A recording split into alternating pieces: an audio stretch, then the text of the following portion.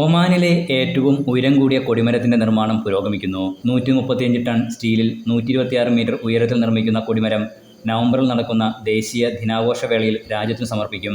അൽ ഖുവൈറിലെ ministry സ്ട്രീറ്റിൽ 18,000 ചതുരശ്ര metre വിസ്തൃതിയിൽ Muscat നഗരസഭയും ജിൻഡാൻ ഷദീദ് അയേൺ ആൻഡ് സ്റ്റീൽ കമ്പനിയും ചേർന്നാണ് പദ്ധതി നടപ്പാക്കുന്നത്.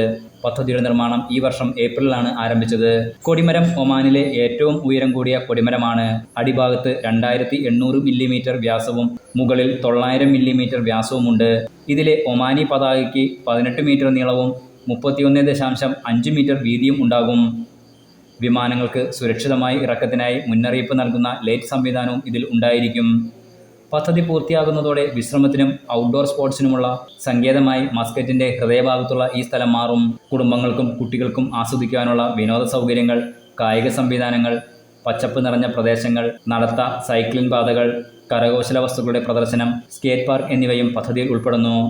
100-ലേറെ വാഹനങ്ങൾ പാർക്ക് ചെയ്യാനുള്ള സൗകര്യവും ഒരുക്കുന്നുണ്ട്. ഇതോടൊപ്പം 40 നിലകളുള്ള കെട്ടിടത്തെ മറികടന്ന് ഒമാനിലെ ഏറ്റവും ഉയരം കൂടിയ മനുഷ്യനിർമ്മിത ഘടനയായി അൽ ഖുവൈർ സ്ക്വയറിലെ കൊടിമരം നിലകൊള്ളും. Enlight news, Muscat.